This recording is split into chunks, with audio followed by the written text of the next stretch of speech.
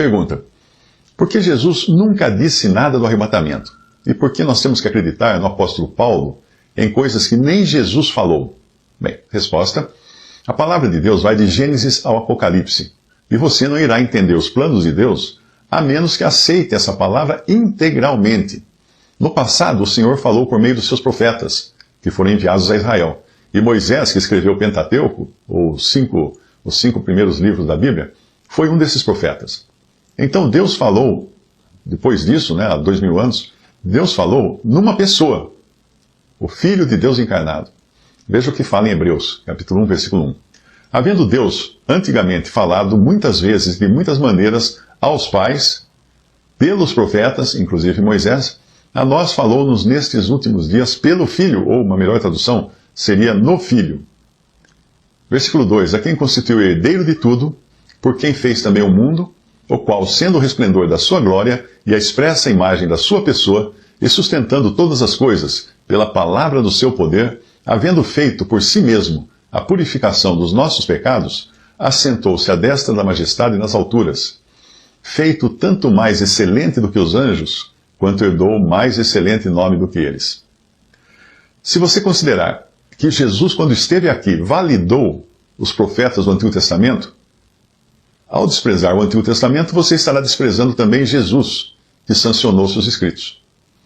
Mas é claro que muitos odeiam aquilo que não serve a seus propósitos, como é o caso do Espiritismo, que descarta o Antigo Testamento e diz que só devemos crer nas palavras de Jesus. Sério? Então vamos ver o que Jesus disse aos religiosos do seu tempo, e vale também para todo aquele que não crê no Antigo Testamento.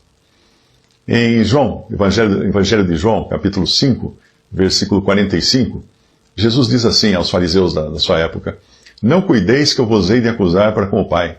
Há um que vos acusa, Moisés, em quem vós esperais. Porque se vós cresceis em Moisés, atenta bem para isso, se vós cresceis em Moisés, creríeis em mim, porque de mim escreveu ele. Mas se não credes nos seus escritos, como crereis nas minhas palavras? Então eu pergunto a algum espírita que esteja me ouvindo: se você não crê nos escritos de Moisés que condenavam o ato de consultar mortos, como você diz crer nas palavras de Jesus? Mas a sua dúvida era por que nós devemos crer nas palavras de Paulo e outros apóstolos quando eles escreveram coisas que Jesus não disse. Devemos crer por causa de uma ordem do próprio Senhor Jesus, que ele deu nos evangelhos. Essa ele escreveu sim, ele disse sim, Em João 16, versículo 7, ele falou: todavia digo-vos a verdade, que vos convém que eu vá, porque se eu não for, o Consolador não virá a vós. Mas quando eu for, vô-lo enviarei. E quando ele vier, convencerá o mundo do pecado, e da justiça, e do juízo. Do pecado, porque não creem em mim. Da justiça, porque vou para meu Pai, e não mais me vereis. E do juízo, porque já o príncipe deste mundo está julgado. E aí ele continua no versículo 12, dizendo: ainda tenho muito que vos dizer, mas vós não o podeis suportar agora. Mas quando vier aquele Espírito de verdade, ele vos guiará em toda a verdade.